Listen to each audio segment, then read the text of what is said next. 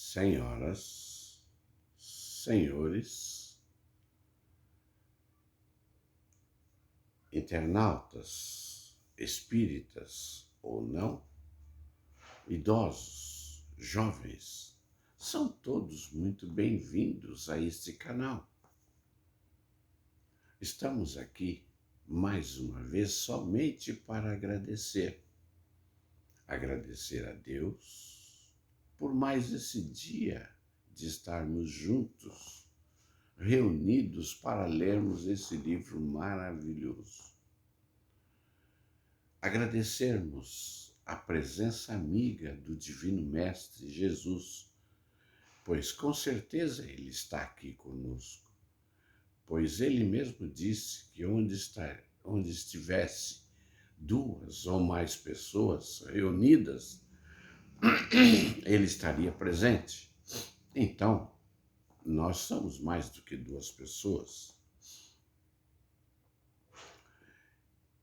E agradecermos especialmente aos espíritos, os nossos mentores, nossos amigos espirituais, que nos orienta, nos encaminha e nos prepara para esse pequeno trabalho, purificando, perfumando, higienizando esse ambiente para que nada venha prejudicar esse trabalho.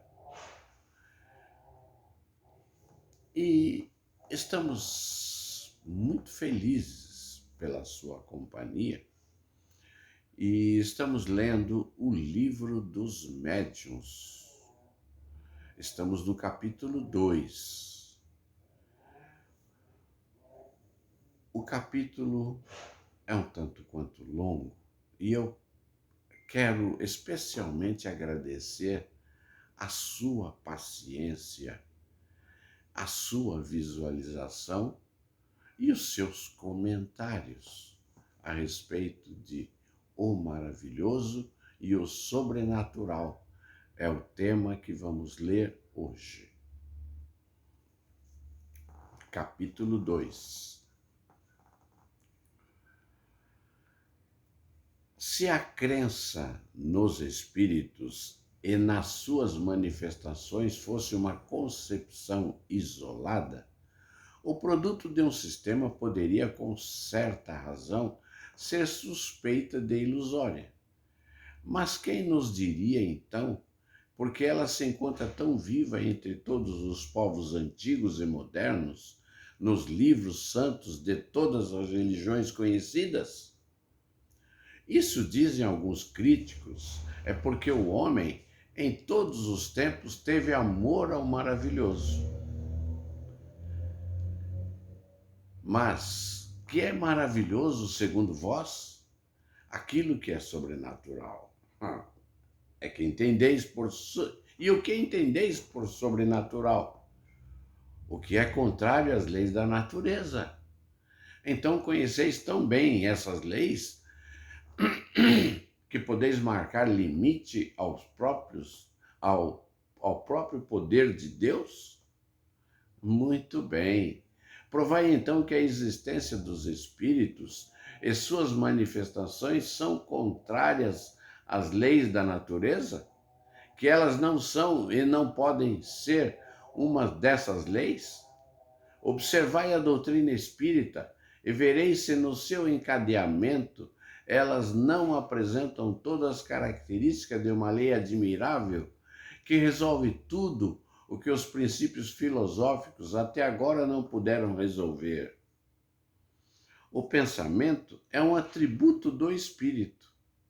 A possibilidade de agir sobre a matéria, de impressionar os nossos sentidos e, portanto, de transmitir-nos o seu pensamento, é uma consequência, podemos dizer, de sua própria constituição filosófica. Não há, pois, nesse fato, nada de sobrenatural, nada de maravilhoso. Mas que um homem morto e bem morto possa ressuscitar corporalmente, que os seus membros dispersos se reúnam para restabelecer-lhe o corpo, eis o que é maravilhoso e sobrenatural, fantástico, Isso sim seria uma verdadeira derrogação que Deus só poderia fazer através de um milagre. Mas não há nada de semelhante na doutrina espírita. Não obstante, dirão: admitis que um espírito possa elevar uma mesa e sustentá-la no espaço sem um ponto de apoio. Isso não é uma derrogação da lei da gravidade? Sim, da lei conhecida como a natureza que vos disse a última palavra? Antes das experiências com a força ascensional de certos gases, quem diria que uma pesada máquina carregando muitos homens poderia vencer a força da atração? Aos olhos do vulgo, isso não deveria parecer maravilhoso, diabólico? Aquele que se propusesse a transmitir a um século uma mensagem a 500 léguas de distância e obter a resposta em alguns minutos, passaria por louco. Se eu fizesse, acreditariam que tinha o diabo às suas ordens, pois então só o diabo era capaz de andar tão ligeiro. Por que, pois, um fluido desconhecido não poderia, em dadas circunstâncias, contrabalançarem o efeito da gravidade, como o hidrogênio contrabalança o peso do balão? Isso, note de passagem, é apenas uma comparação, feita unicamente para mostrar, por analogia, que o fato não é fisicamente impossível. Não se trata de identificar uma coisa a outra. Ora, foi precisamente quando os sábios, ao observarem essa espécie de fenômenos, quisessem proceder por identificação, que acabaram se enganando a respeito. De resto, o fato existe e todas as negações não poderiam destruí-los, porque negar não é provar. Para nós, não há nada de sobrenatural e em tudo podemos dizer por agora. O que podemos dizer por agora?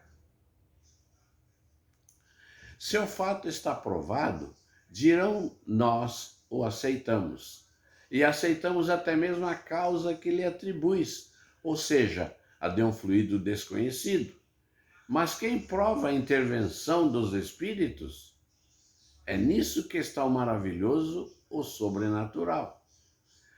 Seria necessário, neste caso, toda uma demonstração que não seria cabível e constituiria, aliás, uma redundância, porque ela ressalta de todo o ensino.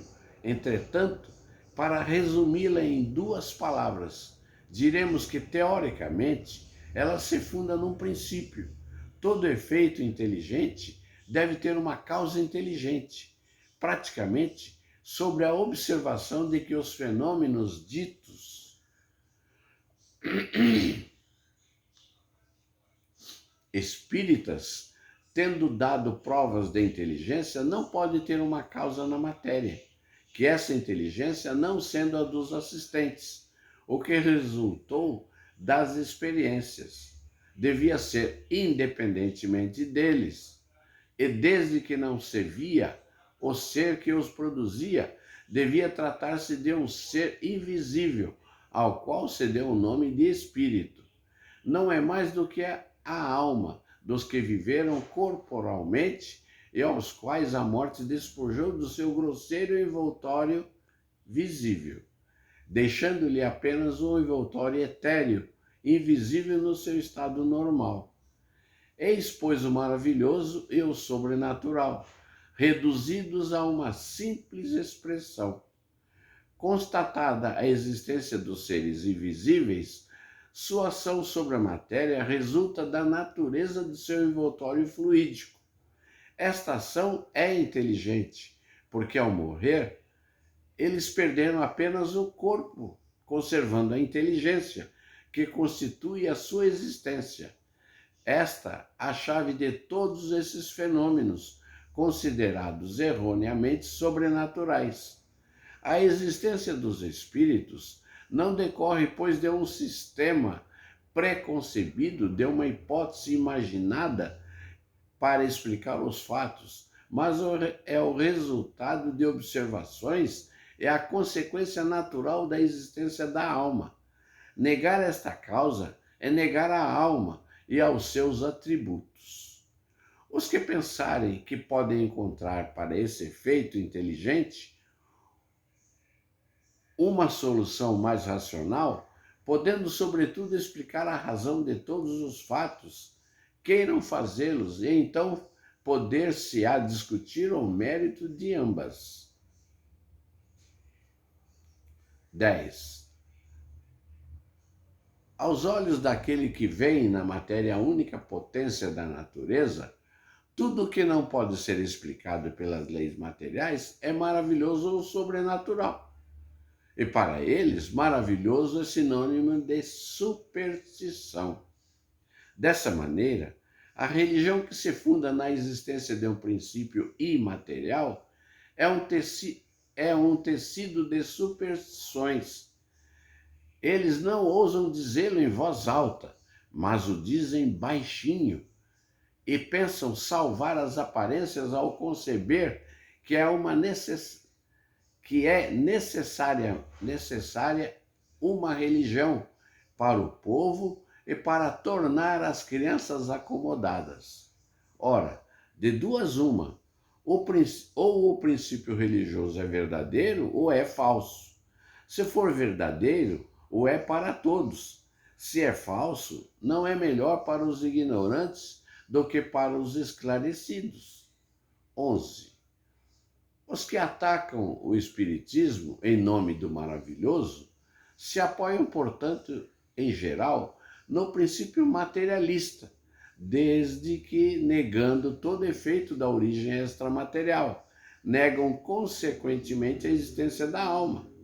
Sondai o futuro de seu pensamento, prescrutai o sentido de suas palavras e encontrareis quase sempre esse princípio, que se não se mostra categoricamente formulado, transparece sob a capa de uma pretensa filosofia moral, com que elas se disfarçam, rejeitando como maravilhoso tudo quanto decorre da existência da alma.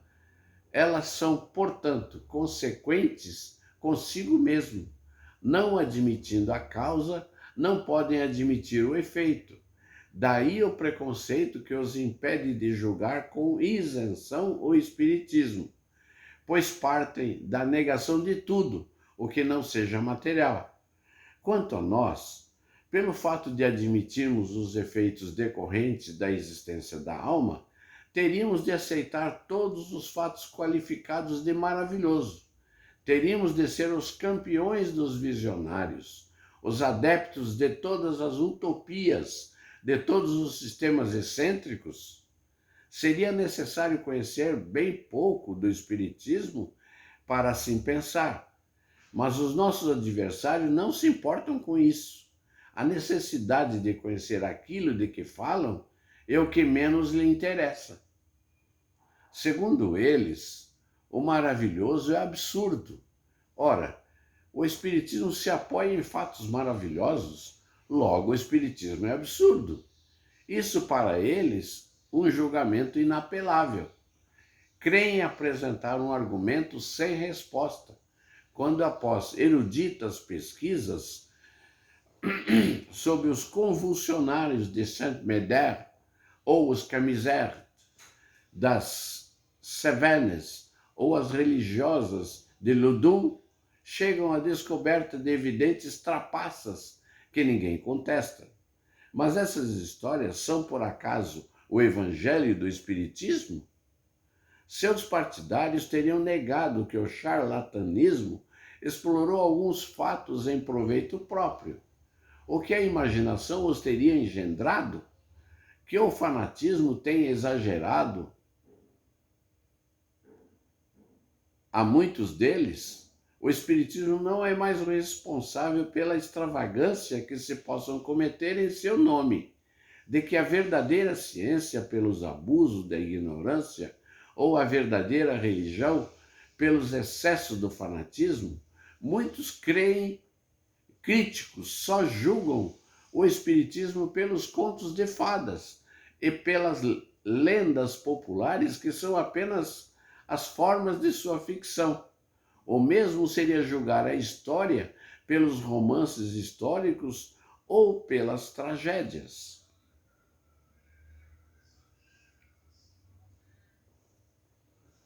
Na lógica mais elementar para discutir uma coisa, é necessário conhecê-las, porque a opinião de um crítico só tem valor quando ela fala com conhecimento de causa. Somente assim a sua opinião, embora errônea, pode ser levada em consideração. Mas que peso ela pode ter quando emitida sobre a matéria que ele desconhece? A verdadeira crítica deve dar provas não somente da erudição, mas de conhecimento profundo do objeto tratado, de isenção no julgamento e de absoluta imparcialidade. A não ser assim, qualquer violeiro poderia se arrogar o direito de julgar Rossini e qualquer pintor de parede de censurar Rafael. 13. O Espiritismo não aceita todos os fatos considerados maravilhosos. Longe disso, demonstra a impossibilidade de muitos deles e o ridículo de algumas crenças que constituem propriamente falando a superstição. É verdade que entre os fatos por ele admitido, há coisas que para os incrédulos são inegavelmente do maravilhoso, o que vale dizer da superstição. Que seja, mas pelo menos que limitem a eles a discussão, pois em relação aos outros nada tem que dizer, e pregarão no deserto. Criticando que o próprio Espiritismo refuta, demonstram ignorar o assunto e argumentam em vão. Mas até onde vai a crença do Espiritismo, perguntarão. Lede e observai, que o sabereis. A aquisição de qualquer ciência exige tempo e estudo.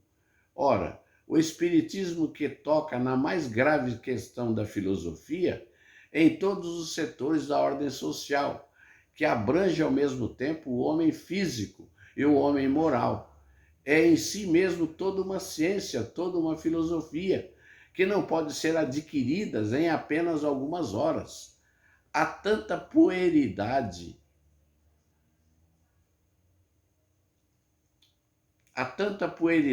em ver todo o espiritismo numa mesa girante, como ver toda a física em algumas experiências infantis. Para quem não quiser ficar na superfície, não são horas, mas meses e anos que terá de gastar para sondar todos os seus arcanos, que se julgue diante disso o grau de conhecimento e o valor da opinião dos que se arrogam o direito de julgar, porque viram uma ou duas experiências, quase sempre realizadas como distração ou passatempo. Eles dirão, sem dúvida, que não dispõem do tempo necessário para esse estudo. Que seja, mas nada os obriga a isso. E quando não se tem tempo para aprender uma coisa, não se pode falar dela, a menos ainda julgá-la, se não se quiser, se não se quiser ser acusado de leviandade. Ora, quanto mais elevada é a posição que se ocupe na ciência, menos desculpável será tratar-se levianamente um assunto que não se conhece. 14. Resumimos nossa opinião nas proposições seguintes. Primeiro, todos os fenômenos espíritas têm como princípio a existência da alma, sua sobrevivência à morte do corpo e suas manifestações. 2.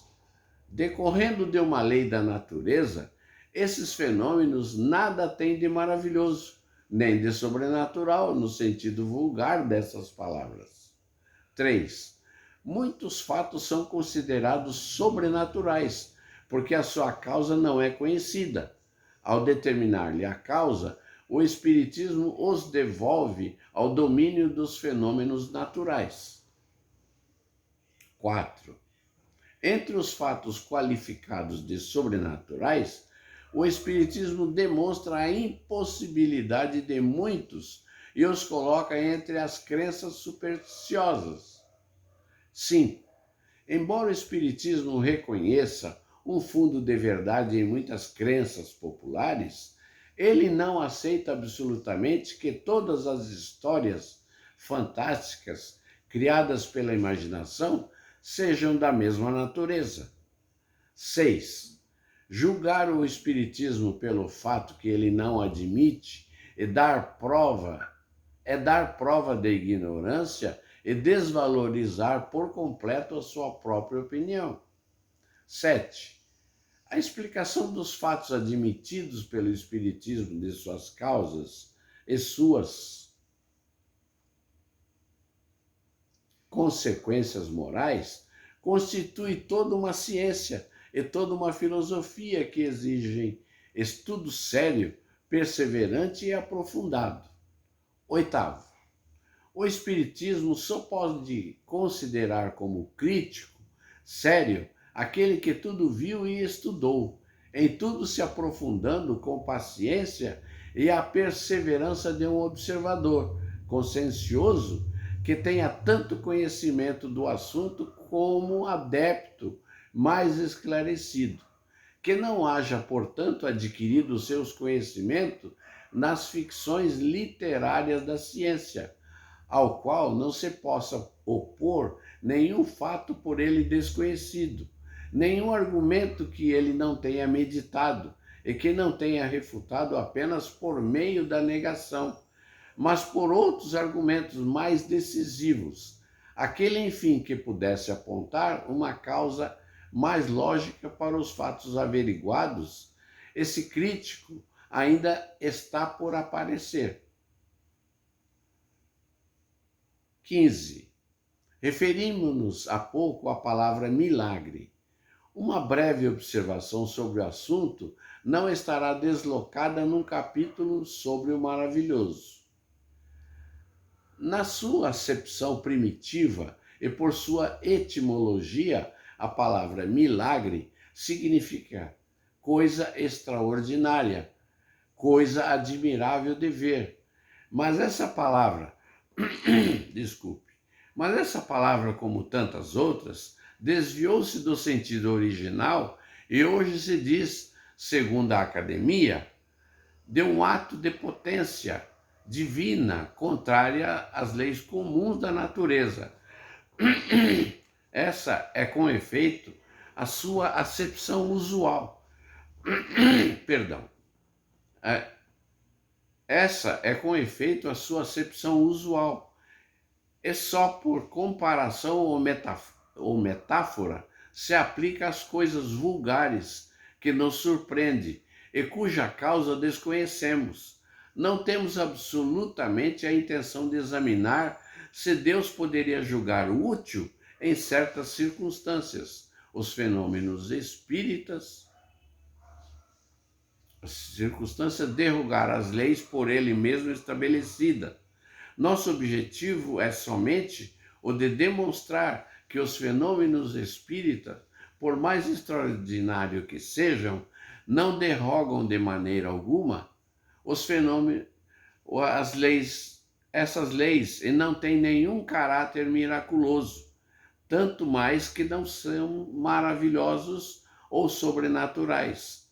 O milagre não tem explicação.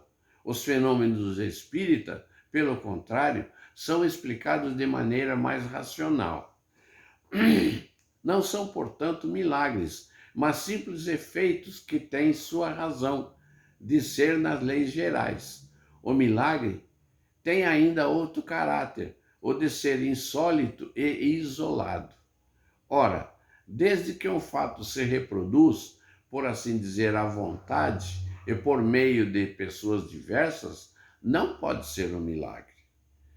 A ciência faz milagres todos os dias aos olhos dos ignorantes.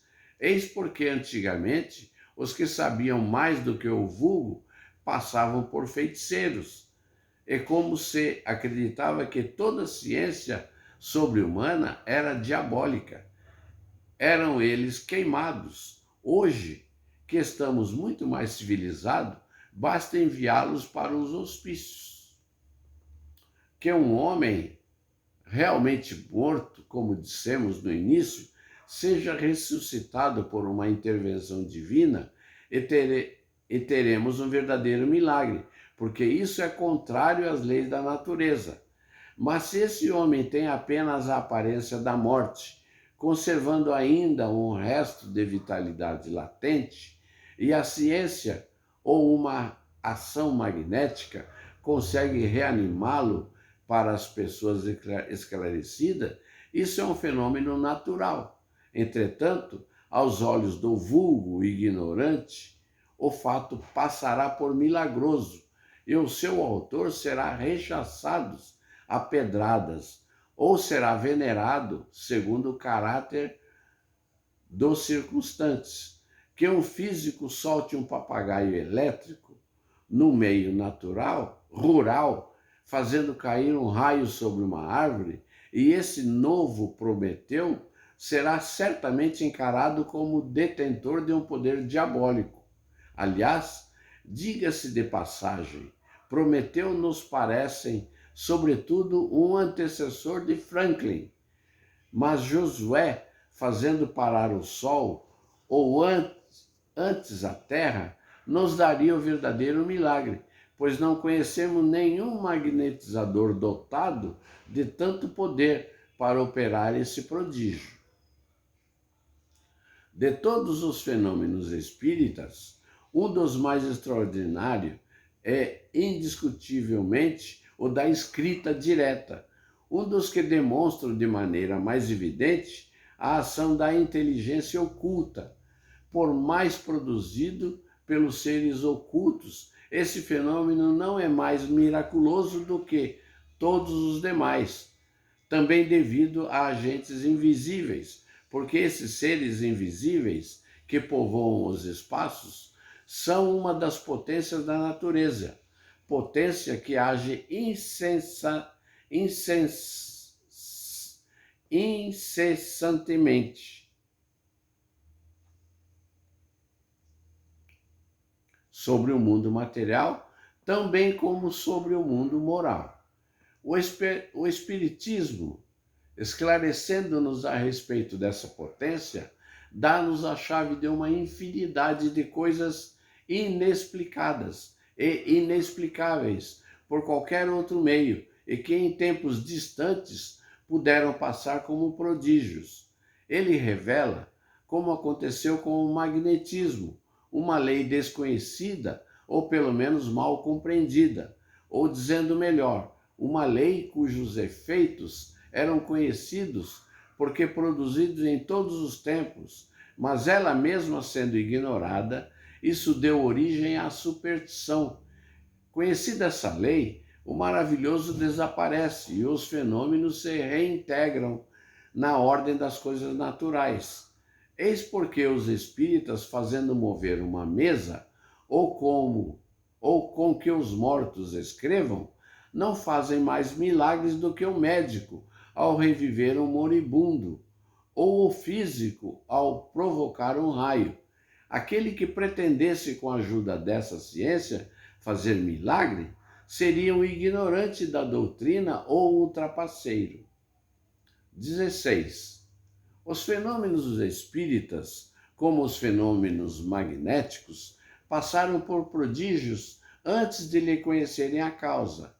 Ora, os céticos, os espíritos fortes, que têm o privilégio exclusivo da razão e do bom senso, não creem naquilo que não podem compreender. Eis porque todos os fatos considerados prodigiosos são objetos de sua zombaria. Como a religião está cheia de fatos desse gênero, eles não creem na religião, e disso a incredulidade absoluta vai apenas um passo.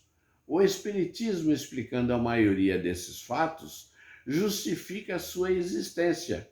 Vem, portanto, em auxílio da religião ao demonstrar a possibilidade de alguns fatos, por não serem milagrosos, não são meros extraordinários. E Deus não é maior nem menos poderoso por não haver derrogado as suas leis. De quantos gracejos não foram objeto as levitações de São Cupertino? Entretanto, a superstição etérea dos corpos graves é um fato explicado pela lei espírita. Fomos testemunhas ocular desse fato, e o Sr. Hom, além de outras pessoas nossas conhecidas, repetiram muitas vezes o fenômeno produzido por São Cupertino. Esses fenômenos, portanto, enquadram-se na ordem das coisas naturais. 17. No número dos fenômenos desse gênero, temos de colocar em primeira linha as aparições que são as mais frequentes. A da Salete, que dividiu o próprio clero, não tem para nós nada de insólito. Não podemos afirmar com segurança a realidade do fato, porque não temos nenhuma prova material, mas o consideramos possível, em vista dos milhares de fatos semelhantes e recentes que conhecemos. Acreditamos nele, não somente porque verificamos a sua realidade, mas, sobretudo, porque sabemos perfeitamente como se produzem. Queiram reportar-se à teoria das aparições, que damos mais adiante, e verão que esse fenômeno se torna tão simples e plausível como uma infinidade de fenômenos físicos, que só parecem prodigiosos quando não temos a chave de sua explicação. Quanto à personagem que se apresentou na Salete, é outra questão. Sua identidade não nos foi absolutamente demonstrada. Aceitamos apenas que uma aparição possa ter ocorrido. O resto não é de nossa competência. Cada qual pode guardar a esse respeito as suas convicções. O Espiritismo não tem de se ocupar com isso.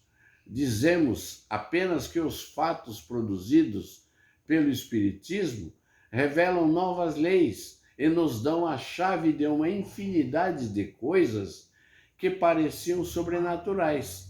Se alguns desses fatos considerados miraculosos encontram assim uma explicação lógica, isso é motivo para que não se apressem a negar o que não compreendem. Os fenômenos espíritas